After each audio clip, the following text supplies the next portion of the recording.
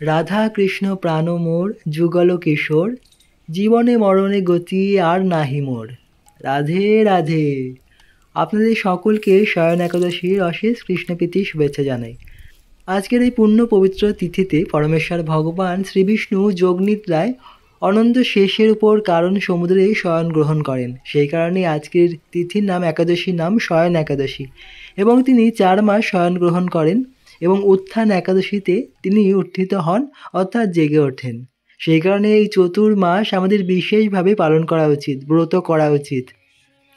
যদি সম্ভব হয় ধামে থেকে ধামবাস করা উচিত, ধামের লীলাকথা শ্রবণ করা উচিত। যেহেতু আমরা শ্রীধাম বৃন্দাবনে আছি, আমরা আপনাদের শ্রীধাম বৃন্দাবন দর্শন করাই নিত্য এবং তার সাথে সাথে ধামের মহিমা কথাও শ্রবণ করাই। এবং একাদশী তিথিতে বিশেষভাবে আমরা আপনাদের সম্পূর্ণ বৃন্দাবন ধাম দর্শন করাচ্ছি আজ, এবং তার সাথে সাথে একাদশীর মাহাত্ম্য কথা ও একাদশীর পালনের সময়সূচি আমরা ভিডিওর সর্বশেষে আপনাদের দেব, যাতে আপনারা সেই সময় অনুসারে পালন করতে পারেন এবং একাদশীর পূর্ণ কৃপা লাভ করতে পারেন। শুধু ভক্তবৃন্দ, আজ আমরা রাধাকৃষ্ণের একটি বিশেষ লীলা শ্রবণ করব, রাধাকৃষ্ণের মিলন লীলা। তো শুধু ভক্তবৃন্দ, তার আগে আমরা একাদশীর মাহাত্ম্য কথা শ্রবণ করে নিই, কারণ প্রত্যেক একাদশী তিথিতে আমাদের একাদশীর মাহাত্ম্য কথা শ্রবণ করা উচিত।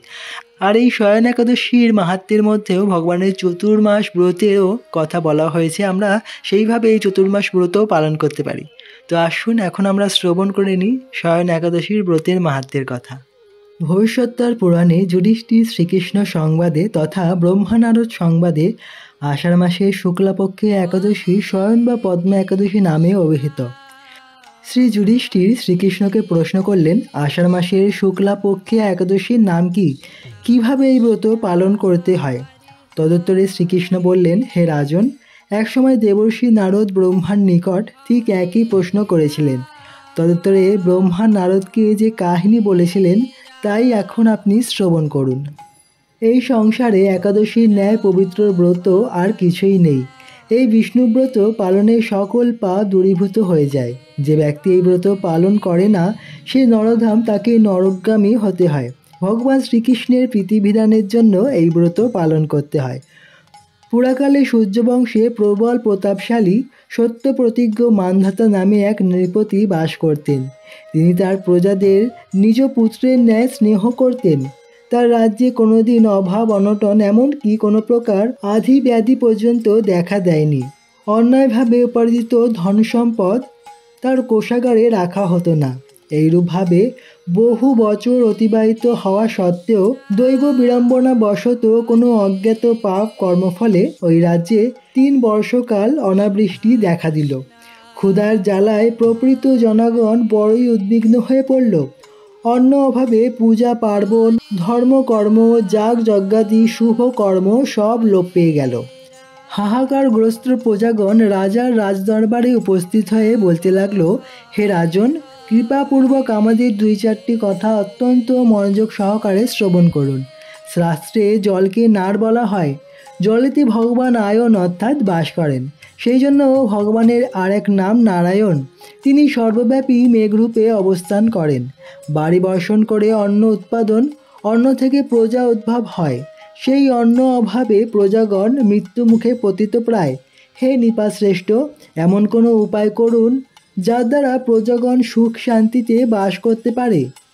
তদুত্তরে রাজা বললেন, তোমাদের বাক্য সত্য। শাস্ত্রে অন্নকে ব্রহ্মময় বলা হয়।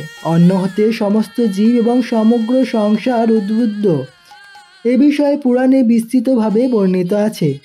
রাজার ধর্ম আচরণে প্রজার মঙ্গল এবং অধর্ম আচরণে অমঙ্গল সাধিত হয়। আমি ন্যায়পরায়ণ রাজা কখনো অন্যায় প্রশ্রয় দিই না। স্বধর্ম অনুষ্ঠান আদিতে কখনো দ্বিধাবোধ করি না। তথাপি কেন আমার রাজ্যে এই দুরবস্থা দেখা দিয়েছে আমি তা বুঝতে পারছি না। রাজা এইরূপ চিন্তা করে কিছু মুখ্য ব্যক্তি এবং কিছু সঙ্গী নিয়ে কোনো এক গভীর বনে প্রবেশ করলেন। তথায় রাজা কিছু বিশিষ্ট তপস্বীগণের আশ্রম দেখতে পেলেন।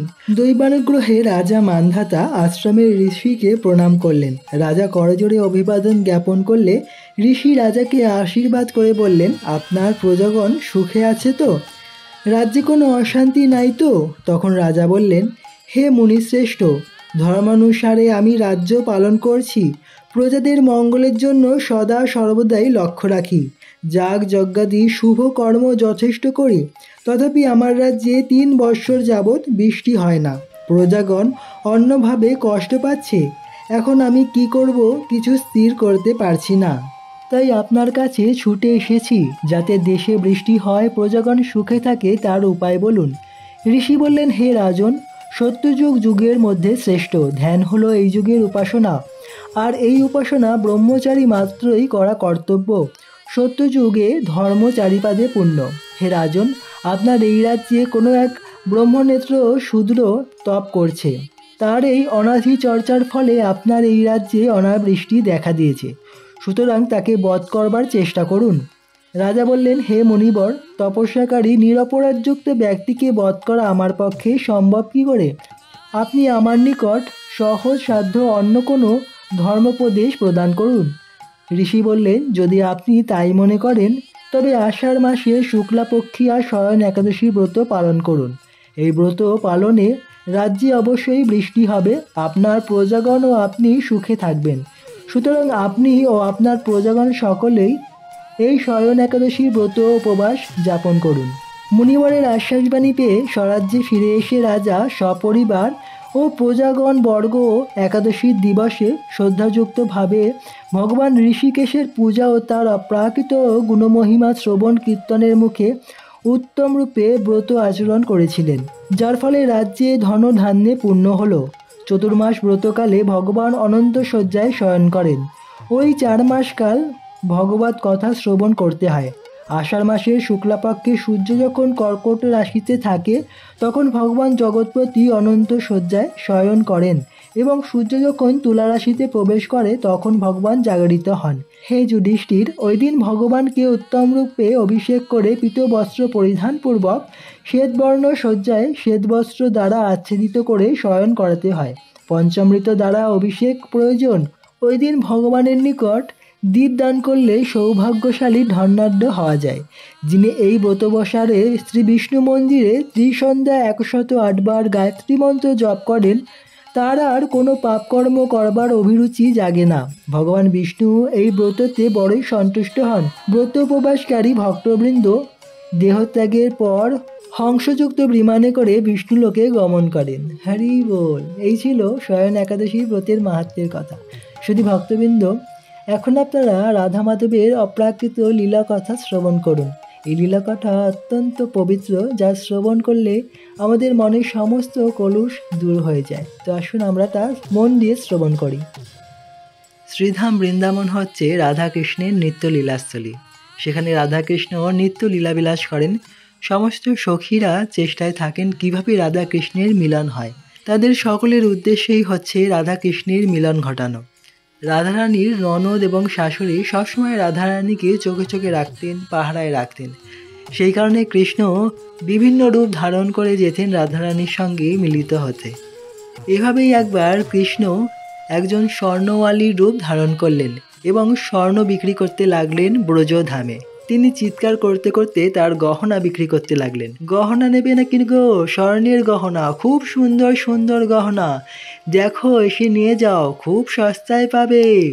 আমার হাত থেকে পায়েল যে পড়বে, তার স্বামী সবসময় তার দাস হয়ে থাকবে, তাই আমার হাত থেকে এসো, গয়না পরে যাও।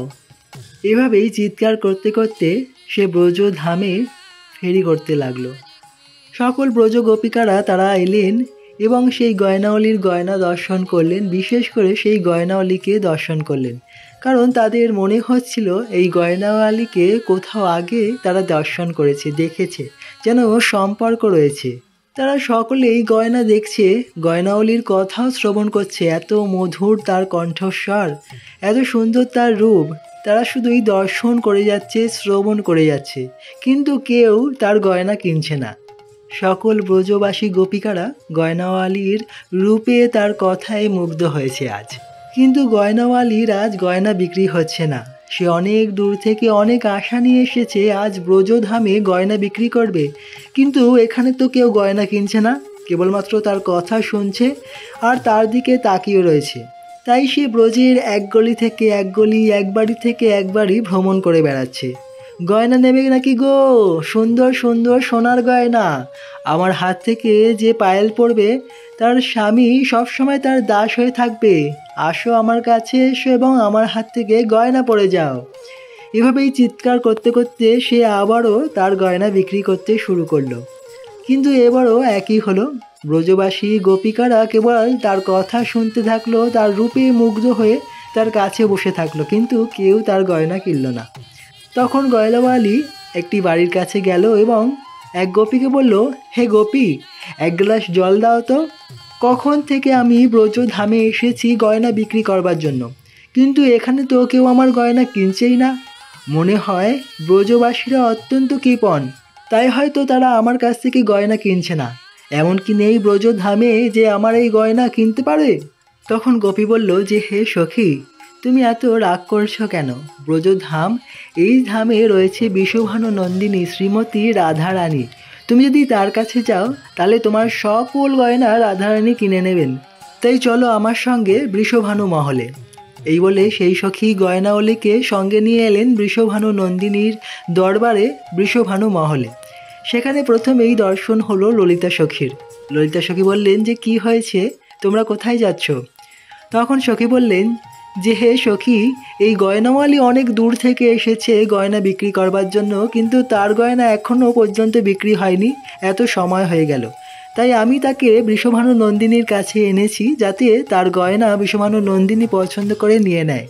আর হে সখী, এই গয়নাওয়ালির কথা অত্যন্ত তীক্ষ্ণ, তাই একটু সাবধানে থাকবে।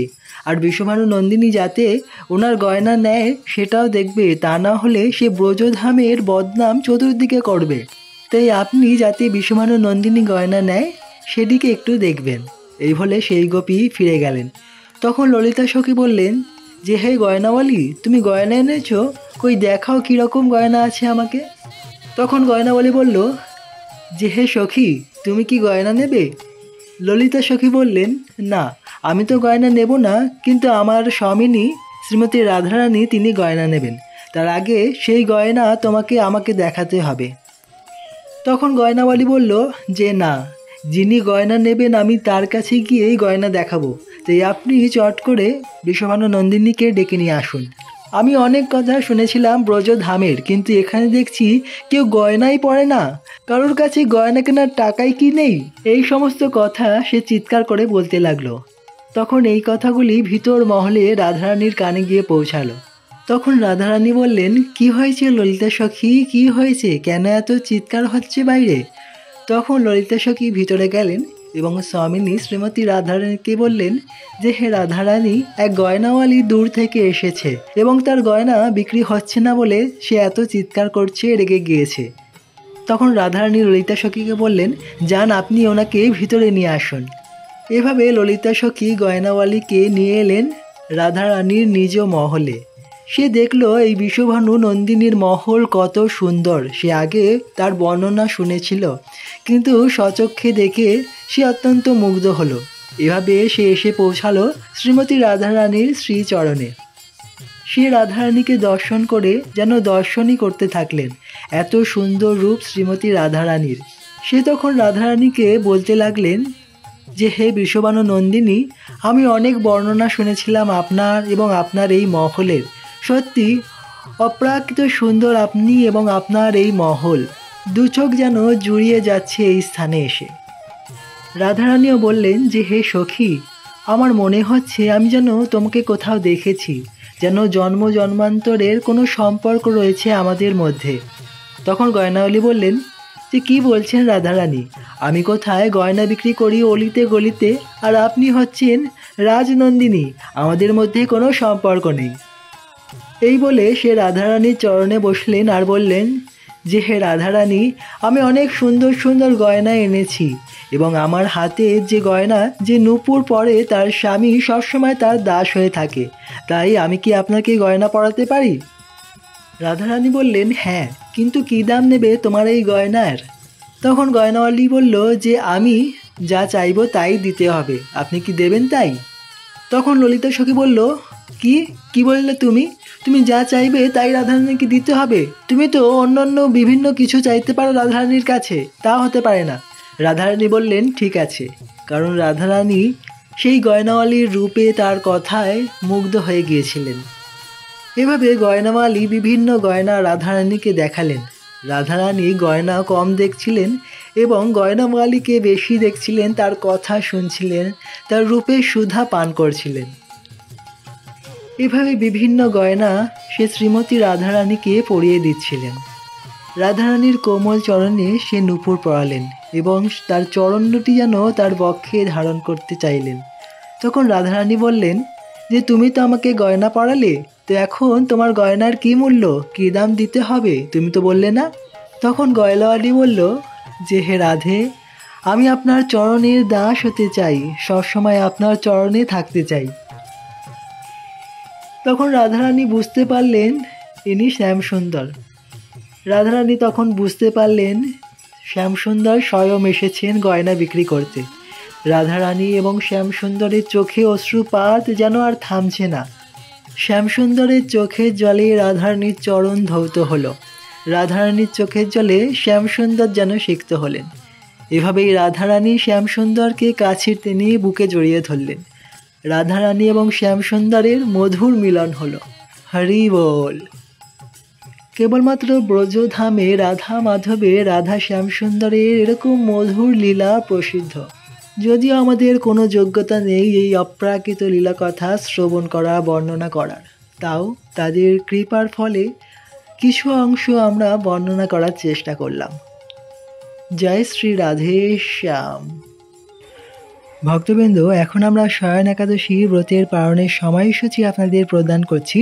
আপনারা এই সময়ের মধ্যে ভগবানের প্রসাদ গ্রহণ করে পালন করে নেবেন।